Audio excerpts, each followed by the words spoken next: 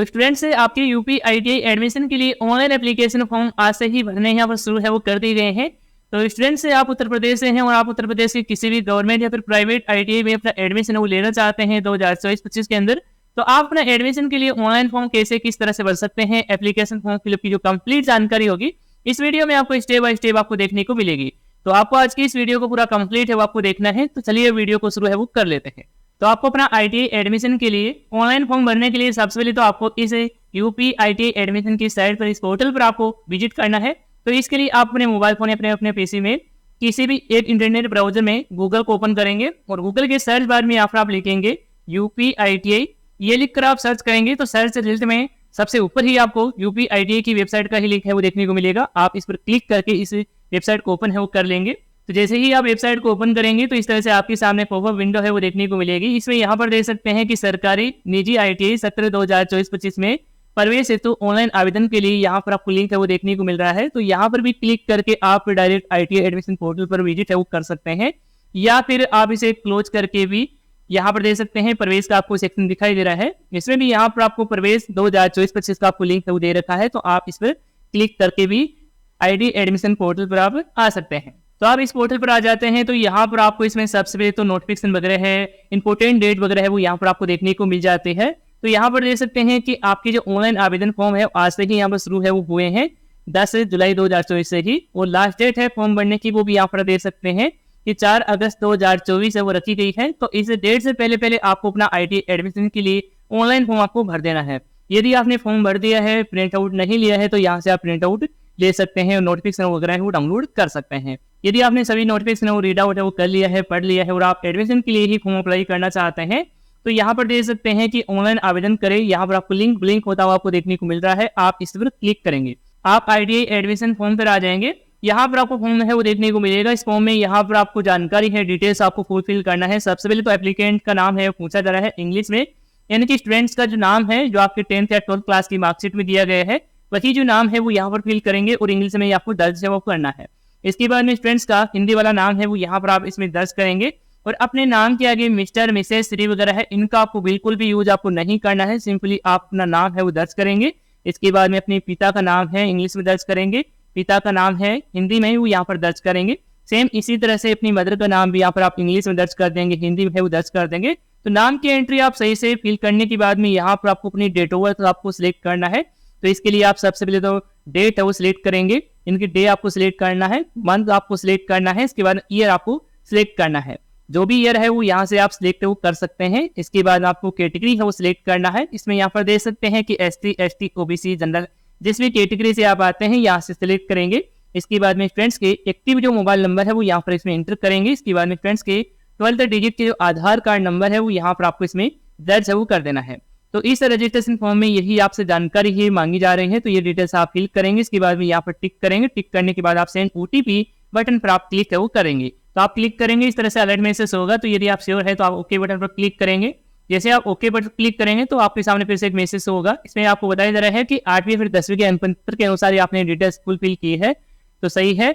और यदि आपके आधार कार्ड में कोई जानकारी गलत है तो आप 60 दिन के भीतर अपनी जानकारी को अपडेट है वो कर लेंगे। इसमें आपकी कोई आपत्ति है वो नहीं है। तो यदि आप स्वीकार करते हैं, आप एग्री हैं, तो यहाँ पर टिक करेंगे। इसके बाद यस पर क्लिक कर देंगे। इसके बाद में आपके मोबाइल नंबर पर एक OTP है वो भेजा गया है, तो वह OTP आपको एंटर करना है। तो इसके लिए आप ओके पर पहले क्लिक करेंगे। तो यहाँ पर आपको एंटर OTP का सेक्शन दिखाई देगा। तो आपके मोबाइल नंबर पर जो भी OTP प्राप्त हुआ है वह OTP यहाँ पर इसमें एंटर करेंगे। इसके बाद आप वेरीफाई एंड प्रोसीड बटन पर क्लिक करेंगे। इसके बाद में फ्रेंड्स आपको अपनी आईटीआई का टाइप आपको चुनना होगा कि आप गवर्नमेंट आईटीआई में एडमिशन लेना चाहते हैं तो यहाँ पर टिक करेंगे। फिर प्राइवेट आईटीआई में एडमिशन लेना चाहते हैं, सेकंड ऑप्शन का चेंज करेंगे, या फिर आप गवर्नमेंट या फिर प्राइवेट किसी में भी आप एडमिशन ले सकते हैं। तो आपको यहाँ पर थर्ड ऑप्शन का सिलेक्शन कर लेना है। तो मैं इसमें यहाँ पर गवर्नमेंट का ही यहाँ सिलेक्शन कर लेता हूँ। इसके बाद आप सबमिट बटन पर क्लिक करेंगे। इसके बाद में फ्रेंड्स यहाँ पर आपको फॉर्म के लिए अलग अलग यहाँ पर आपको स्टेप वो देखने को मिलेंगे। तो इन सभी स्टेप को आपको एक एक करके कंप्लीट है वो करना होगा। तो इसमें जो पहला स्टेप है इसमें यहाँ पर आपकी डिटेल्स है, नाम वगैरह की डिटेल्स है वो यहाँ पर आपको ऑलरेडी फिल है मिल जाएगी, जो आपने रजिस्ट्रेशन करते समय आपने फिल है वो की थी। अब यहाँ पर सबसे पहले तो स्पोर्ट्स नेम है पूछा जा रहा है। तो यदि आप मैरिड है तो यहाँ पर आप इसमें स्पोर्ट्स नेम है कि पति पत्नी का नाम है वो यहाँ पर फिल करेंगे। तो यदि मैरिड नहीं है तो यहाँ पर आपको इसे खाली की आपको छोड़ देना है। इसके बाद जेंडर का चेंज करेंगे, मेल फीमेल जो भी है वो यहाँ से सिलेक्ट करेंगे। इसके बाद में यहाँ पर आपकी डेट ऑफ बर्थ है वो देखने को मिल जाएगी। इसके बाद में यहाँ पर आपकी कास्ट की कैटेगरी भी आपको ऑलरेडी सिलेक्ट मिल जाएगी। इसके बाद सब कैटेगरी का चेंज करना है। इसमें यहाँ पर दे सकते हैं कि यदि आप पीएच स्टूडेंट है या फिर वार्ड ऑफ इलेक्ट्री पर्सन है या फिर आप स्वतंत्र सेनानी रहे हैं तो यहाँ से सिलेक्ट वो कर सकते हैं। नहीं लागू होता है तो इसमें आपको किसी भी कैटेगरी को आपको सिलेक्ट नहीं करना है, इसे आपको अनसिलेक्ट रहने देना है। इसके बाद डिसेबिलिटी के लिए यहाँ पर आपको प्रकार है वो देखने को मिल जाता है, यदि यहाँ पर आप पीएच कैटेगरी है वो सिलेक्ट करते हैं। यदि आप नहीं सिलेक्ट करेंगे तो इसको आपको कुछ भी आपको सिलेक्ट नहीं करना है, इसमें आपको ऐसे ही रहने देना है। इसके बाद आपको माइनॉरिटी कैटेगरी देखने को मिलता है, यानी कि आप अल्पसंख्यक कैटेगरी में आते हैं तो यहाँ से आप कैटेगरी का चुनाव कर सकते हैं। और यदि नहीं लागू होता है तो इसमें आप किसी भी कैटेगरी को सिलेक्ट नहीं करेंगे। इसके बाद में अपने आधार कार्ड नंबर है, मोबाइल नंबर है यहाँ पर देखने को मिल जाए। इसके बाद में यहाँ पर आपको अपनी एक वैलिड ईमेल आईडी है वो आपको दर्ज करना है। तो जो भी मोबाइल फोन में आपकी लॉगिन है एक्टिव है उसी ईमेल आईडी को यहाँ पर आप दर्ज वो कर देंगे, इंटर कर देंगे। इसके बाद आपसे डोमिसाइल पूछा जा रहा है कि आप का जो मूल निवास कहाँ का है, यानी कि आप उत्तर प्रदेश से ही हैं तो यहाँ पर आप उत्तर प्रदेश चयन करेंगे, या फिर आप अन्य किसी स्टेट से हैं तो यहाँ पर आप अदर प्रदेश वो सिलेक्ट कर सकते हैं। तो इसमें यहाँ पर उत्तर प्रदेश का ही चयन कर लेता हूँ। इसके बाद होम डिस्ट्रिक्ट का आपको चयन करना है अपने अकॉर्डिंग। इसके बाद में आपकी जो होम तहसील लगती है वो यहाँ पर सिलेक्ट करेंगे। इसके बाद में होम ब्लॉक है वो यहाँ पर आप सिलेक्ट कर लेंगे। तो इस तरह से आप ये डोमिसाइल डिटेल्स सिलेक्ट कर सकते हैं। इसके बाद में नीचे की तरफ आएंगे और यहाँ पर आपको अपने एड्रेस से रिलेटेड जानकारी है वो आपको फुलफिल आपको करना है। तो एड्रेस में सबसे पहले यहाँ पर आपसे परमानेंट एड्रेस की डिटेल्स मांगी जा रही है। तो जो भी आपके डॉक्यूमेंट में एड्रेस दिया गया है वही सेम एड्रेस है वो यहाँ पर फिल करेंगे। इसके बाद अपना स्टेट का चयन है वो करेंगे जो भी है। इसके बाद में अपना डिस्ट्रिक्ट का आपको चयन है वो करना होगा। इसके बाद पिन कोड है 6 डिजिट का वो यहाँ पर एंटर करेंगे। और यहाँ पर आपको अपना एक परमानेंट मोबाइल नंबर भी यहाँ पर आपको इसमें एंटर है वो कर देना है जो हमेशा चालू रहे। तो यहाँ पर मोबाइल नंबर एंटर कर देंगे। इसके बाद में यहाँ पर आपसे कोरेस्पोंडेंस एड्रेस की डिटेल्स मांगी जा रही है। तो यदि आपकी परमानेंट एड्रेस की डिटेल्स और कोरेस्पोंडेंस एड्रेस की डिटेल्स की प्रेजेंट एड्रेस की डिटेल्स सेम है तो यहाँ पर डिटेल्स को सेम करने के लिए यहाँ पर टिक करेंगे। तो यहाँ पर जो भी डिटेल्स आपने फिल की होगी वो ऑटोमेटिकली यहाँ पर देखने को मिल जाएगी। और यदि आपका प्रेजेंट एड्रेस और परमानेंट एड्रेस अलग अलग है तो यहाँ पर अलग से एंट्री है वो एड्रेस की फिल कर सकते हैं। इसके बाद में यहाँ पर आप सेव एंड नेक्स्ट वाले बटन पर क्लिक करेंगे। इसके बाद में अलर्ट मैसेज होगा कि यदि आप सहमत है एग्री है तो यहाँ पर आप ओके बटन पर क्लिक करेंगे। जैसे ही आप ओके पर क्लिक करेंगे आपका पहला स्टेप है कंप्लीट हो जाएगा और सेकंड स्टेप है ऊपर है वो हो जाएगा। तो यहाँ पर आपको अपनी एजुकेशन क्वालिफिकेशन की डिटेल्स आपको सिलेक्ट करना है। तो यहाँ पर आपको क्वालिफिकेशन है वो देखने को मिल रही है कि आप 8 पास है, 10th पास है। यहाँ पर आपको अलग अलग कंडीशन है वो दे रखी है। तो जो भी आपके लागू होता है उसी के अकॉर्डिंग यहाँ पर आप सिलेक्ट कर लेंगे। जैसे कि मैं यहाँ पर इसमें 10th क्लास है वो सिलेक्ट कर लेता हूँ। इसके बाद आप नीचे की तरफ आएंगे और यहाँ पर आपको अपने 8वीं की जो डिटेल्स है वो आपको फुलफिल करना है। तो आप इसमें सबसे पहले बोर्ड का नाम लिखेंगे कि आपने 8th क्लास है, कौन से बोर्ड से आपने पासिंग की है तो उस बोर्ड का नाम आ जाएगा। इसके बाद में आपको अपने स्कूल का जो नाम है वो यहाँ पर लिखना है। इसके बाद में एग्जामिनेशन के रोल नंबर आप फिल करेंगे। पासिंग ईयर आपको सिलेक्ट करना है जिस ईयर में आपने 8th क्लास है पासिंग किया है। इसके बाद में आपके सब्जेक्ट में आप अल्टरनेट सब्जेक्ट भी टाइप कर सकते हैं या फिर आप एक एक सब्जेक्ट भी यहाँ पर आप इसमें लिख सकते हैं। इसके बाद में आप मैक्सिमम मार्क्स है वो यहाँ पर आप इसमें लिखेंगे जो भी आपके टोटल मार्क्स थे और आपने इनमें से कितने मार्क्स प्राप्त किए हैं वो यहाँ पर आप इसमें प्राप्त में फिल करेंगे। इसके बाद में जो भी परसेंटेज होगी वो यहाँ पर इसमें देखने को मिल जाएगी। सेम इसी तरह से अपने हाई स्कूल यानी कि 10th क्लास की भी जानकारी है वो फिल कर देंगे। तो आप इसमें भी यहाँ पर बोर्ड का नाम है वो चेंज करेंगे। यदि आपने यूपी बोर्ड से ही पासिंग किया है तो यहाँ पर आप यूपी बोर्ड का यहाँ पर आप सिलेक्शन करेंगे। इसके बाद में यहाँ पर आपको स्कूल का नाम है वो फिल करना है, रोल नंबर डाल देंगे। पासिंग ईयर का आपको चयन आपको करना है जिस ईयर में पास हो किए हैं। इसके बाद में आपके सब्जेक्ट आ जाएंगे, आपकी प्राप्तांक है, आपकी परसेंटेज वगैरह है वो यहाँ पर देखने को मिल जाएगी। तो इस तरह से आप अपने एजुकेशन की डिटेल्स है वो फुलफिल है वो कर सकते हैं। इसके बाद में यहाँ पर आपसे पूछा जा रहा है कि आपने पहले भी ITI का कोर्स किया है कोई किसी भी ट्रेड से, तो यहाँ पर आपके ITI का नाम है फिल करेंगे। इसके बाद में ITI ट्रेड का नाम है फिल करेंगे। यदि आप पहली बार कर रहे हैं तो आपको इसमें कोई भी डिटेल्स आपको फुलफिल आपको नहीं करना है। आगे इसमें यहाँ पर आपको वरीयता के लिए श्रेणी है वो यहाँ पर देखने को मिल रही है। तो आप पे जो भी लागू होती है तो आप सिलेक्ट कर सकते हैं। जैसे कि आप राज्य स्तरीय खिलाड़ी रहे हैं तो यहाँ पर टिक करेंगे। आगे यहाँ पर दे सकते हैं कि राज्य के औद्योगिक प्रशिक्षण संस्थान यानी कि ITI में किसी भी ITI में कार्यरत कर्मचारी के आश्रित पुत्र या फिर पुत्री है तो यहाँ पर आप टिक कर सकते हैं। और यहाँ पर दे सकते हैं कि राज्य व्यवसाय की प्रशिक्षण परिषद में कार्यरत कर्मचारी के आश्रित पुत्री या फिर अविवाहित अथवा विधवा पुत्री हेतु है तो यहाँ पर यह टिक कर सकते हैं। तो जो भी इनमें से किसी भी प्रकार की कंडीशन लागू होती है तो आप टिक कर सकते हैं, नहीं तो आप इसे अनटिक ही आपको रहने देना है। इसके बाद में कैंडिडेट का पासपोर्ट साइज में फोटो है वो यहाँ पर अपलोड करना है और सिग्नेचर है वो यहाँ पर आपको अपलोड करना है। फोटो की साइज यहाँ पर दे सकते हैं 50 KB है वो रखी गई है, मैक्सिमम साइज है। ऐसे ऊपर की फाइल है यहाँ पर आप इसमें अपलोड नहीं कर पाएंगे। और फॉर्मेट है वो JPG रखा गया है तो JPG फॉर्मेट में ही अपना फोटो अपलोड करेंगे, यानी कि इमेज फॉर्मेट में ही आपको फोटो अपलोड करना है। सिग्नेचर के लिए यहाँ पर साइज है 50 KB ही रखी गई है, फॉर्मेट में यहाँ पर सेम रखा गया है।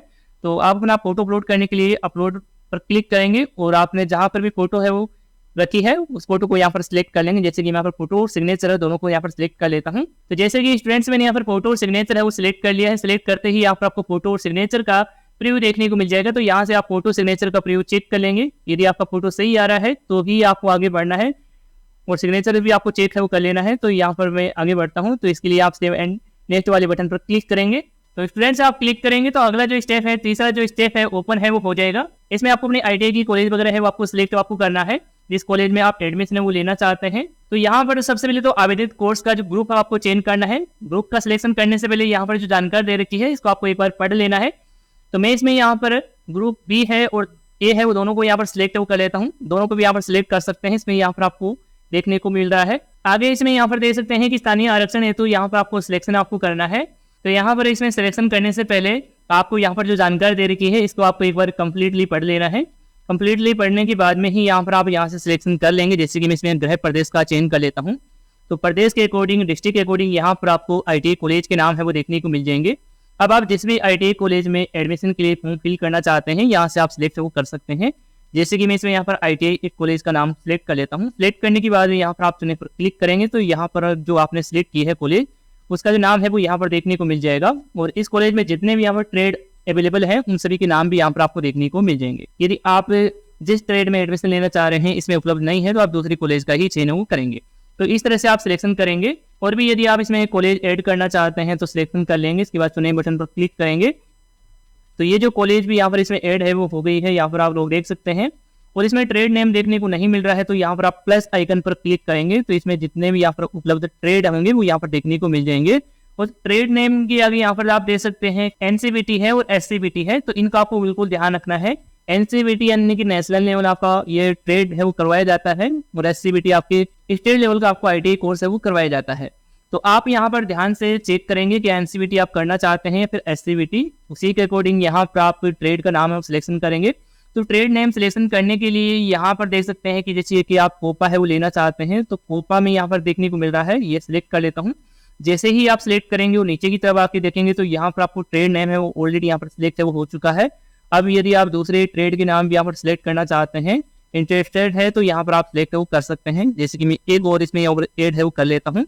जैसे कि मैंने यहाँ पर एक यहाँ पर NCVT का और एक यहाँ पर SCVT का यहाँ पर ट्रेड है वो सिलेक्ट कर लिया है। और भी चाहे तो यहाँ पर सिलेक्ट कर सकते हैं। तो मैं यहाँ पर आपको डेमो पर्पस के लिए एग्जाम्पल के लिए बता रहा हूँ। तो मैं यहाँ पर इसमें 2 ही सिलेक्ट है वो रहने देता हूँ। और यदि यहाँ से आप हटाना भी चाहते हैं तो यहाँ से आप रिमूव भी कर सकते हैं। सिलेक्ट करने के बाद यहाँ पर क्लिक करेंगे तो यहाँ से हट जाएगा और आप फिर से नया एक ऐड है वो कर सकते हैं। तो आप ग्रुप ए में आप अपनी कॉलेज ITI कॉलेज का नाम सिलेक्ट कर लेते हैं, ट्रेड का नाम सिलेक्ट कर लेते हैं। आगे नीचे यहाँ पर देख सकते हैं ग्रुप है वो देखने को मिल रहा है बी। तो यहाँ पर ग्रुप बी में यदि आप एलिजिबल होते हैं तो ही आप बी का सिलेक्शन आपको करना है।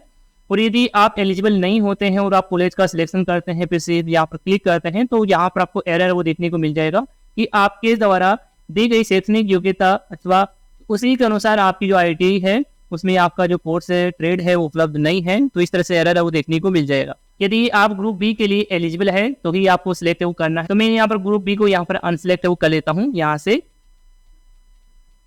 तो यहाँ पर देख सकते हैं ग्रुप बी है वो यहाँ से रिमूव हो चुका है, हट चुका है, और आपको ग्रुप ए की ही जानकारी है वो यहाँ पर देखने को मिल रही है। तो आप इसे भी एक बार है वो चेक है वो कर लेंगे। चेक करने के बाद आप नेक्स्ट वाले बटन पर क्लिक करेंगे। तो जैसे ही आप क्लिक करेंगे तो यहाँ पर आपको अगला स्टेप प्रीव्यू के लिए देखने को मिलेगा। यानी कि आपने जितने भी स्टेप में अपनी जानकारी डाली है वो यहाँ पर आपको एक साथ इसमें देखने को मिल जाते हैं। और यहाँ पर आपकी जो एप्लीकेशन फीस भी यहाँ पर आपको देखने को मिल गई है, 150 रुपये है, इसको आपको पे करना है। इसके बाद में ही आपका ये एप्लीकेशन फॉर्म है फाइनली सबमिट हो पाएगा। तो यहाँ पर जो जानकारी दे रखी है एक बार चेक है वो कर लेंगे। चेक करने के बाद में नीचे की तरफ आएंगे और यहाँ पर आपको डिक्लेरेशन है वो देखने को मिलता है। तो यदि आप इसे एग्री है, आपने जो जानकारी डाली है वो सही है, तो यहाँ पर टिक करेंगे। टिक करने के बाद आप प्रोसीड टू पेमेंट पर क्लिक कर देंगे। इसके बाद में यहाँ पर आपको पेमेंट करने के लिए पेमेंट गेटवे है वो देखने को मिलता है। यहाँ पर देख सकते हैं यूनियन बैंक ऑफ इंडिया का है, स्टेट बैंक ऑफ इंडिया का है। तो आप जिस पेमेंट गेटवे से पेमेंट करना चाहते हैं उसी का सिलेक्शन कर लेंगे। जैसे कि मैं यहाँ पर state bank of India select कर लेता हूँ। इसके बाद फिर से प्रोसीड टू पेमेंट पर क्लिक करता हूँ। इसके बाद में स्टूडेंट्स आपके सामने इस तरह से SBI का पेमेंट गेटवे है ओपन हो जाएगा। इस पेमेंट गेटवे में यहाँ पर आप लोग देख सकते हैं कि आप जो अपनी एप्लीकेशन फीस है अपने डेबिट कार्ड, इंटरनेट बैंकिंग या फिर UPI के माध्यम से कर सकते हैं। UPI में यहाँ पर देख सकते हैं गूगल पे, फोन पे, पेटीएम, जिससे भी आप एप्लीकेशन से पे करना चाहते हैं उसी का सिलेक्शन कर सकते हैं। जैसे कि आप डेबिट कार्ड से करना चाहते हैं तो डेबिट कार्ड वाला ऑप्शन सिलेक्ट करेंगे और यहाँ पर अपने डेबिट कार्ड के नंबर फिल करेंगे। इसके बाद में आपको अपना कार्ड होल्डर का नाम है अपना फिल करेंगे, एक्सपायर मंथ है, ईयर है, CVV नंबर है वो यहाँ पर आप सही से दर्ज करेंगे। इसके बाद पे नाउ बटन पर क्लिक कर देंगे। जैसे आप पे नाउ बटन पर क्लिक करेंगे तो आपके डेबिट कार्ड से कनेक्टेड बैंक से मोबाइल पर एक OTP आएगा, OTP डाल देंगे। इसके बाद में आपका पेमेंट है वो सक्सेसफुली हो जाएगा। जैसे ही आपका पेमेंट है वो सक्सेसफुली होता है तो आपके सामने एप्लीकेशन फॉर्म का फाइनल जो प्रिंट आउट है वो देखने को मिल जाएगा। एप्लीकेशन फॉर्म का फाइनल प्रिंट आउट मिलने के बाद में अपने पास से आपको सुरक्षित आपको रखना है। तो इस तरह से फ्रेंड्स से आप यूपी यानी उत्तर प्रदेश की किसी भी गवर्नमेंट या फिर प्राइवेट आईडी के लिए अपना एडमिशन के लिए ऑनलाइन फॉर्म है वो फिल कर सकते हैं। और यदि आप इस एडमिशन फॉर्म को फिल करने में और भी किसी प्रकार की समस्या देखने को मिलती है, किसी प्रकार का एरर देखने को मिलता है, तो आप हमें कमेंट करके बता सकते हैं। तो इस वीडियो में अभी के लिए इतना ही, और यदि आपको इसी से रिलेटेड कोई सवाल है, सुझाव है, तो आप हमें कमेंट में बता सकते हैं। धन्यवाद दोस्तों।